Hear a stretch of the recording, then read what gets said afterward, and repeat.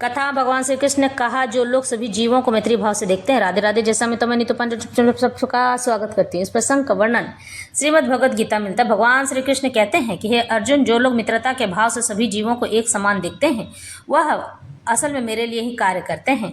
वह हमेशा ही सकाम कर्म की ओर अग्रसर होते हैं और मनुष्य धर्म का पालन करते हैं। हर मनुष्य को मैं एक काम देकर भेजता हूँ। जो लोग भी मेरे काम को समझकर उस कार्य को करते हैं, वह निश्चित ही मेरी ओर अग्रसर होते हैं। ऐसा ही नहीं, मेरे लिए भक्ति का प्रचार भी करते हैं। मत कर्म कृन मत परमो म भक्तः संग वर्जितः निर्वैरः सर्वभूतेषु यस मामेति पांडव। हे अर्जुन, जो व्यक्ति सकाम कर्मों तथा मनोधर्म के कलमश से मुक्त होकर मेरी शुद्ध भक्ति में तत्पर रहता है, जो मेरे लिए ही कर्म करता है, जो मुझे ही जीवन लक्ष्य समझता है और जो प्रत्येक जीव से मैत्री भाव रखता है, मित्रता का भाव रखता है, निश्चित ही मुझे प्राप्त कर लेता है। यहाँ अर्जुन को भगवान श्री कृष्ण कहते हैं, जो कोई चिन्मय व्योम के कृष्ण लोक में परम पुरुष को प्राप्त करके भगवान कृष्ण से घनिष्ठ संबंध स्थापित करना चाहता है, उसे स्वयं भगवान द्वारा बताए गए इस मंत्र को ग्रहण करना होगा। अतः यह श्लोक भगवद गीता का सार माना जाता है। भगवद गीता का एक ऐसा ग्रंथ है जो उन बद्ध जीवों की ओर लक्षित है जो इस भौतिक संसार में प्रकृति पर प्रभुत्व जताने में लगे हुए हैं और वास्तविक आध्यात्मिक जीवन के बारे में नहीं जानते हैं। भगवद गीता का उद्देश्य यह दिखाना है कि मनुष्य किस प्रकार अपने आध्यात्मिक अस्तित्व को तथा भगवान के साथ अपने संबंध को समझ सकता है तथा उसे यह शिक्षा देना है कि वह भगवत धाम को कैसे पहुंच सकता है। यह श्लोक उस विधि को स्पष्ट रूप से बताता है जिससे मनुष्य अपने आध्यात्मिक कार्य में अर्थात भक्ति में सफलता प्राप्त कर सकता है। भक्ति समृद्ध सिंधु में कहा गया है, अनासक्तस्य विषयान् यथार्ह मोपयुज्यत निर्बंध कृष्ण संबंधे युक्तम वैराग्य मुच्यते। ऐसा कोई कार्य न करें जो कृष्ण से संबंधित न हो। यह कृष्ण कर्म कहलाता है। कोई भले ही कितने कर्म ना करे, किंतु उसे उनके फल के प्रति आसक्ति नहीं होनी चाहिए। यह फल तो कृष्ण को ही अर्पित किया जा सकता है। उदाहरण के तौर पर यदि कोई व्यापार में व्यस्त है तो उसे इस व्यापार को कृष्ण भक्ति में परिणत करने के लिए कृष्ण को अर्पित करना होगा। यदि कृष्ण व्यापार के स्वामी हैं तो उनका लाभ भी उन्हें ही मिलना चाहिए। यदि किसी व्यापारी के पास करोड़ों रुपए की संपत्ति हो और यदि वह उसे कृष्ण को अर्पित करना चाहे तो वह ऐसा कर सकता है। यही कृष्ण कर्म है। अपनी इंद्रिय तृप्ति के लिए विशाल भवन न बनवाकर वह कृष्ण के लिए सुंदर मंदिर बनवा सकता है, कृष्ण का अर्चा विग्रह स्थापित कर सकता है और भक्ति के प्रामाणिक ग्रंथों में वर्णित अर्चा विग्रह की सेवा का संबंध करा सकता है। और यह सब कृष्ण कर्म है। मनुष्य को अपने कर्म फल में लिप्त नहीं होना चाहिए, अपितु इसे कृष्ण को अर्पित करके बची हुई वस्तु को केवल प्रसाद रूप में ग्रहण करना चाहिए। यदि कोई कृष्ण के लिए विशाल भवन बनवा देता है और उसमें कृष्ण का अर्चा विग्रह स्थापित कराता है तो उसमें उसे रहने की मनाही नहीं रहती है, लेकिन कृष्ण को ही इस भवन का स्वामी मानना चाहिए। यही कृष्ण भक्ति है। किंतु यदि कोई कृष्ण के लिए मंदिर नहीं बनवा सकता तो वह कृष्ण मंदिर की सफाई में तो लग सकता है। यह भी कृष्ण कर्म ही कहलाता है। वह बगीचे की देखभाल कर सकता है जिसके पास थोड़ी सी भी भूमि है, जैसा कि भारत के निर्धन से निर्धन व्यक्ति के पास भी होती है, तो वह उसका उपयोग कृष्ण के लिए फूल उगाने के लिए कर सकता है। वह तुलसी के वृक्ष उगा सकता है क्योंकि तुलसी दल अत्यंत महत्वपूर्ण है और भगवद गीता में कृष्ण ने उनको आवश्यक बताया है। पत्रम पुष्पम फलम तोयम। कृष्ण चाहते हैं कि लोग उन्हें पत्र पुष्प फल या थोड़ा जल भेंट करें और इस प्रकार की भेंट से वे प्रसन्न रहते हैं। यह पत्र विशेष रूप से तुलसी दल ही है। अतः मनुष्य को चाहिए कि वह तुलसी का पौधा लगाकर उसे सींचे। इस तरह गरीब से गरीब व्यक्ति भी अपने को कृष्ण सेवा में लगा सकता है। ये कतिपय उदाहरण है जिस तरह कृष्ण कर्म में लगा जा सकता है। मत्परः शब्द उस व्यक्ति के लिए आता है जो अपने जीवन का परम लक्ष्य भगवान श्री कृष्ण के परम धाम में उनकी संगति करना चाहता है। ऐसा व्यक्ति चंद्र, सूर्य या स्वर्ग जैसे उच्चतर लोकों में अथवा इस ब्रह्मांड के उच्चतम स्थान ब्रह्मलोक तक में भी जाने का इच्छुक नहीं रहता। उसे इसकी तनिक भी इच्छा नहीं रहती है। उसकी आसक्ति तो आध्यात्मिक आकाश में जाने से ही रहती है। आध्यात्मिक आकाश में भी वह ब्रह्म ज्योति से तादात्म्य प्राप्त करके संतुष्ट नहीं रहता है, क्योंकि वह तो सर्वोच्च आध्यात्मिक लोक में जाना चाहता है जिसे कृष्ण लोक या गोलोक वृंदावन कहते हैं। उसे उस लोक का पूरा ज्ञान रहता है, अतः वह अन्य किसी लोक को नहीं चाहता है। जैसा कि मद भक्त शब्द से सूचित होता है, वह भक्ति में पूर्णतया रत रहता है। विशेष रूप से वह श्रवण, कीर्तन, स्मरण, पाद सेवन, अर्चन, वंदन, दास, साख्य और आत्मनिवेदन भक्ति के इन 9 साधनों में लगा रहता है। मनुष्य चाहे तो इन 9 साधनों में रत रह सकता है अथवा 8 में, 7 में, नहीं तो कम से कम 1 में तो रत रह सकता है। तब वह निश्चित रूप से कृतार्थ हो जाएगा। संग वर्जित मनुष्य को चाहिए कि ऐसे लोगों से संबंध तोड़ ले, यानी कि ऐसे संग न रखे जो कृष्ण के विरोधी हैं। न केवल नास्तिक लोग कृष्ण के विरुद्ध रहते हैं, अपितु वे भी हैं जो सकाम यानी कि अच्छे कर्मों तथा मनोधर्म यानी मनुष्य धर्म के प्रति आसक्त रहते हैं। इसलिए भक्ति समृत शुद्ध भक्ति का वर्णन इस प्रकार हुआ है। अनन्याभिलाषिता शून्यम ज्ञान कर्माधनावृतम अनुकूल्येन कृष्णानुशीलनम भक्तिरुत्तमा। इस श्लोक में श्री स्वरूप गोस्वामी स्पष्ट कहते हैं कि यदि कोई अनन्य भक्ति करना चाहता है तो उसे समस्त प्रकार के भौतिक कलमश से मुक्त होना चाहिए। उसे ऐसे व्यक्तियों से दूर रहना चाहिए जो सकाम कर्म तथा मनोधर्म में आसक्त है। ऐसी अवांछित संगति तथा भौतिक इच्छाओं के कलमश से मुक्त होने पर ही वह कृष्ण ज्ञान का अनुशीलन कर सकता है, जिसे शुद्ध भक्ति कहते हैं। अनुकूल्यस्य संकल्प प्रातिकूल्य से वर्जनम। मनुष्य को चाहिए कि अनुकूल भाव से श्री कृष्ण के विषय में सोचे और उन्हीं के लिए कर्म करे, प्रतिकूल भाव से नहीं करे। कंस कृष्ण का शत्रु था। वह कृष्ण के जन्म से ही उन्हें मारने की तरह तरह योजनाएं बनाया करता था, किंतु असफल होने के कारण वह सदैव कृष्ण का चिंतन करता रहा। इस तरह सोते जागते काम करते वह सदैव कृष्ण भक्ति में लगा रहा, किंतु उसकी यह कृष्ण भावना अनुकूल न थी, यानी कि भगवान के हित में न थी, भगवान से प्रेम करने के लिए नहीं थी। इसलिए 24 घंटे कृष्ण का चिंतन करते रहने पर भी वह असुर ही माना जाता रहा और अंत में कृष्ण द्वारा मार डाला गया। निसंदेह कृष्ण द्वारा वध किए गए व्यक्ति को तुरंत मोक्ष मिल जाता है, किंतु शुद्ध भक्त का उद्देश्य यह नहीं है। शुद्ध भक्त तो मोक्ष की कामना नहीं करता है, वह सर्वोच्च लोक गोलोक वृंदावन भी नहीं जाना चाहता है। उसका एकमात्र उद्देश्य कृष्ण की सेवा करना है, चाहे वह जहाँ भी रहे। कृष्ण भक्त प्रत्येक से मैत्री भाव रखता है, इसलिए यहाँ उसे निर्वैर कहा गया है, यानी कि बिना बैर वाला, जो झगड़ा न मोल लेना चाहता, अर्थात उसका कोई शत्रु नहीं होता है।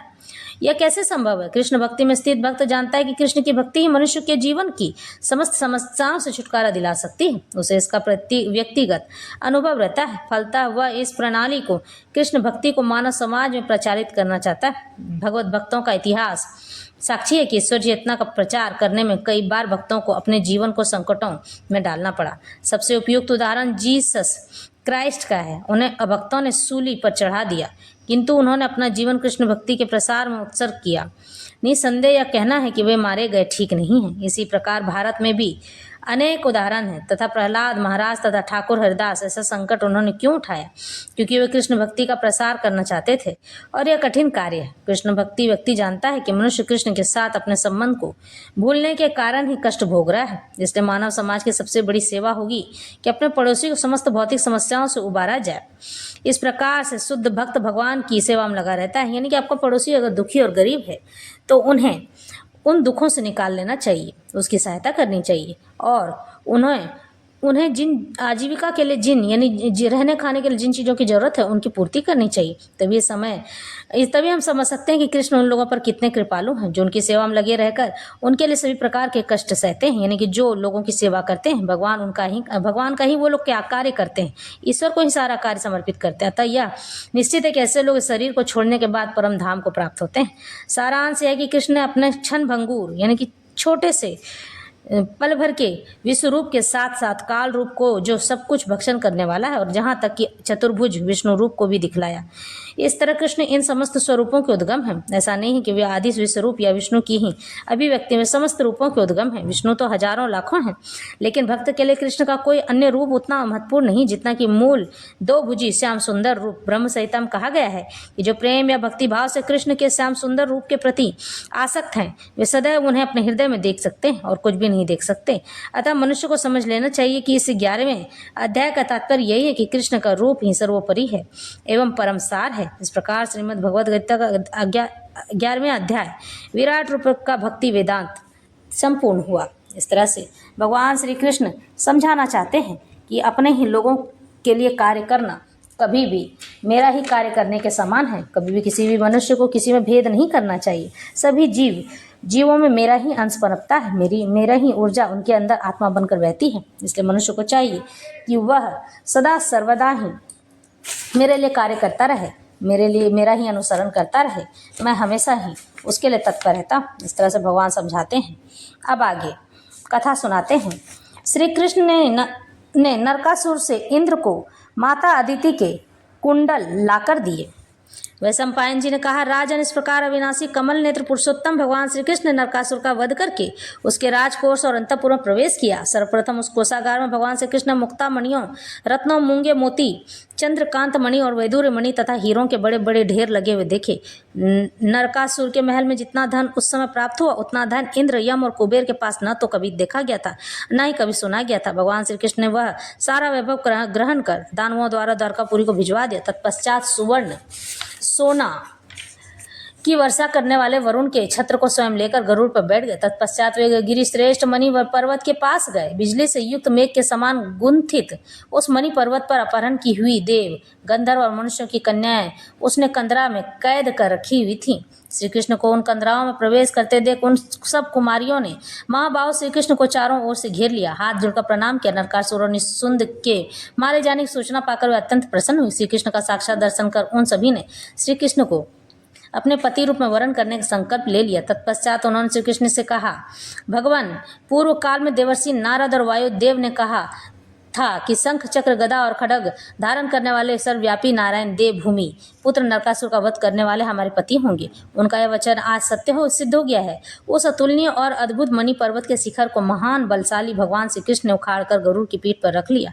पक्षी राज गरुड़ में मणि पर्वत के शिखर को सत्यभामा सहित श्री कृष्ण को लेकर लीला पूर्वक चलने लगे। भगवान श्री कृष्ण ने विश्वदेवों, मरुद्र गणों, साध्यों और अश्विनी कुमारों के प्रकाशमान स्थानों को पार करते हुए पुण्यतम लोकों में पहुंचकर देवराज इंद्र के भवन में प्रवेश किया। उसके बाद तदुपरांत गरुड़ से उतरकर वे देवराज इंद्र के पास पहुंचकर उनसे गले मिले। देवराज इंद्र ने उनका अभिनंदन किया। तत्पश्चात पत्नी सत्यभामा सहित उन भगवान जनार्दन ने माता अदिति को नरकासुर से प्राप्त किए हुए कुंडल भेंट किए। देवराज इंद्र ने अपनी माता के सामने श्री कृष्ण की भूरी भूरी यानी बहुत सारी सुंदर सुंदर प्रशंसा की। माता अदिति ने भी इंद्र और श्री कृष्ण को हृदय से लगाकर शुभ आशीर्वाद दिया। इंद्र पत्नी और सत्यभामा ने भी माता अदिति की चरण वंदना की। तब माता अदिति ने श्री कृष्ण और सत्यभामा को आशीर्वाद देते हुए कहा, पुत्र, तुम समस्त भूतों के लिए सदैव अजय और अवध्य रहोगे। जो मारा ना जा सकता हो, अजय जिसे जीता ना जा सकता, अवध्य जिसे मारा ना जा सकता हो, और देवराज इंद्र के समान सभी लोकों में पूजित रहोगे। यह सुंदरी सत्यभामा तुम्हारी पत्नी सदा प्रिय दर्शना, दिव्य सुगंध से पूर्ण सौभाग्यवती, सुस्थिर, यौवना तथा स्त्रियों में उत्तम है। इस प्रकार माता अदिति से आशीर्वाद प्राप्त कर श्री कृष्ण ने देवताओं के उस रमणीय क्रीड़ा नंदन वन में वहां पवित्र गंध से सुवासित और दिव्य फूल धारण करने वाला पारिजात नामक वृक्ष देखा। देव अप्सराओं के समूह का दर्शन कर वायु मार्ग से द्वारकापुरी को प्रस्थान कर गए। इस प्रकार माता अदिति और देवराज इंद्र से सम्मानित होकर मार्ग को कुछ ही समय पार कर वह महान कार्य कर द्वारकापुरी में लौटा। इसके बाद भगवान श्री कृष्ण ने जितने भी सारे वहां पर रखा हुआ नरकासुर का सामान था यानी कि धन था, सब चीज लेकर चले गए। फिर जन्मेजन का मुनिवर, मथुरा में उत्पन्न श्री कृष्ण की बाल लीलाओं का श्रवण करके भी मेरा हृदय तृप्त नहीं हुआ। अतः मैं आपसे श्री कृष्ण ने पत्नी सहित द्वारका में निवास करते हुए जो षड्गुण संपन्न चरित्र किए हैं उनका वर्णन श्रवण करना चाहता हूँ। इस प्रकार से क्योंकि आप भगवान के समस्त चरित्रों को भली भांति जानते हैं। सम्पायन जिनका जन्मेजय रुक्मणी का पानी ग्रहण करने के पश्चात श्री कृष्ण के जो विभिन्न चरित्र हैं उनका वृत्तांत मैं तुम्हें सुनाता हूँ। श्री कृष्ण के वे चरित्र उनके ही अनुरूप थे। एक बार रुक्मणी से विवाह होने के पश्चात महातेजस्वी और प्रतापी वसुदेव रुक्मणी के व्रत के उद्यापन हेतु रैवतक पर्वत पर गए। उस उद्यापन काल में श्री कृष्ण ने स्वयं ही ब्राह्मणों को भोजन आदि से तृप्त किया। व्रत समाप्त हो जाने के पश्चात श्री कृष्ण ने रुक्मणी को सम्मानित किया। जब वे दोनों वहां पर बैठे थे तभी नारद मुनि ने इंद्र के छोटे भाई श्री कृष्ण को वहां आकर प्रणाम किया। श्री कृष्ण ने भी नारद जी का शास्त्रोक्त विधि से पूजन किया। श्री कृष्ण से यथोचित सत्कार प्राप्त करने के बाद नारद जी ने श्री कृष्ण के हाथ में दिव्य पारिजात वृक्ष का एक फूल प्रदान किया। जन्मेजय उस समय वहां बैठी हुई अपनी पत्नी रुक्मणी को भगवान श्री कृष्ण ने वह पुष्प भेंट कर दिया। श्री कृष्ण से प्राप्त उस पुष्प को धारण करते ही संपूर्ण रूप शक्ति युक्त भगवान की नारायणी लक्ष्मी स्वरूपा रुक्मणी दुगने रूप से शोभायमान होने लगी। ब्रह्मा जी के पुत्र नारद मुनि उस समय उनसे कहने लगे, देवी पतिव्रते, यह एकमात्र पुष्प आपके ही योग्य था। तुम्हारे द्वारा धारण किया गया यह पुष्प अलंकृत हो गया, अर्थात इस पुष्प को धारण करने से इस पुष्प की शोभा उपमा रहित है। अब मेरी दृष्टि में तुम और भी पूजनी हो गई हो। कल्याण गुण से युक्त यह पुष्प सर्वदा खिलता रहेगा, अर्थात यह भी मुरझाएगा नहीं, और इसकी सुगंध 1 वर्ष तक ऐसी ही बनी रहेगी। 1 वर्ष पश्चात यह पुष्प तुम्हारे पास से समय अनुसार जाकर पारिजात वृक्ष पर से जुड़ जाएगा। यही इस पारिजात वृक्ष पुष्प का स्वभाव है और यह स्वभाव ब्रह्मा जी द्वारा रचा गया है। ऋषि पुष्प को शिव की पत्नी उमा सदैव धारण किए रहती हैं। अदिति, सची, सावित्री, लक्ष्मी और सभी देव पत्नियां, देवगण और वसु देवता भी यही पुष्प धारण किए रहते हैं। रुक्मणी, श्री कृष्ण द्वारा प्रदान इस पुष्प को ग्रहण कर आज तुमने अपने प्राणों से भी अधिक उत्कृष्ट वस्तु को प्राप्त कर लिया है। आज से आप श्री कृष्ण भगवान की आत्मा बन गई हो। जन्मेजय, जब नारद जी रुक्मणी से यह सब तथ्य रूपी वचन कह रहे थे, उस समय वहां पर सत्यभामा और श्री कृष्ण की अन्य पत्नियों की सेविकाएं भी खड़ी थी। नारद जी ने अपने स्वभाव अनुसार ही ये सब वचन उनको इंगित इशारा करके ही कह रहे थे। स्त्री स्वभाव के कारण यह बात सारे अंतःपुर में सेविकाओं द्वारा प्रकट हो गई। तब हर्षित होती हुई भगवान की अन्य सभी पत्नियां रुक्मणी के स्वभाव की प्रशंसा करते हुए कहने लगी, रुक्मणी हम सबसे बड़ी हैं और ज्येष्ठ पुत्र की माता भी हैं, परंतु यौवन से पूर्ण अभिमानी सत्यभामा ईर्ष्यावश क्रोध में अपने वस्त्र उठाकर फेंकने लगी और लाल वस्त्र को उतारकर श्वेत रेशमी वस्त्र धारण कर एकांत में कोप भवन में जाकर बैठ गई और फिर उसकी लीला अलग से आरंभ हो गई। तब वैशंपायन जी ने कहा, जन्मेजय, सर्वज्ञ, तत्व ज्ञाता, सब बातों को जानने वाले अप्रमेय स्वरूप भगवान श्री कृष्ण नारद जी को रुक्मणी के पास बैठा छोड़कर अन्य कार्य के बहाने वहां से उठकर आ गए। वहां से आने के पश्चात वे बड़ी शीघ्रता के साथ रेवतक पर्वत के रमणीय शिखर पर विश्वकर्मा द्वारा बने सत्यभामा के महल में गए। स्वभाव से अभिमानी सत्राजित पुत्री सत्यभामा उन्हें पुराणों से प्यारी और आदरणीय थी। सत्यभामा को रुष्ट जानकर वे धीरे धीरे उनके महल में प्रवेश किए। इधर अपने पुत्र प्रद्युम्न को उन्होंने नारद जी के सत्कार के लिए भेज दिया था। महल में प्रवेश करते समय उन्होंने दूर से ही सत्यभामा को कोप भवन में स्थित देख लिया। तत्पश्चात श्री कृष्ण सत्यभामा के पीछे जाकर खड़े हो गए, फिर पंखा उठाकर धीरे धीरे उन्हें हवा करने लगे। श्री कृष्ण दिव्य पारिजात पुष्प गंध से सुवासित थे। उस दिव्य सुवासित गंध को सूंघकर सत्यभामा चकित होकर सोचने लगी कि यह सुगंध कहाँ से आ रही है। दासियों से पूछने पर सत्यभामा को जब कोई उत्तर नहीं मिला तो वह अपने चारों ओर से आती उस सुवासित गंध को खोजने लगी। तभी उसने वहां श्री कृष्ण को खड़े हुए देखा।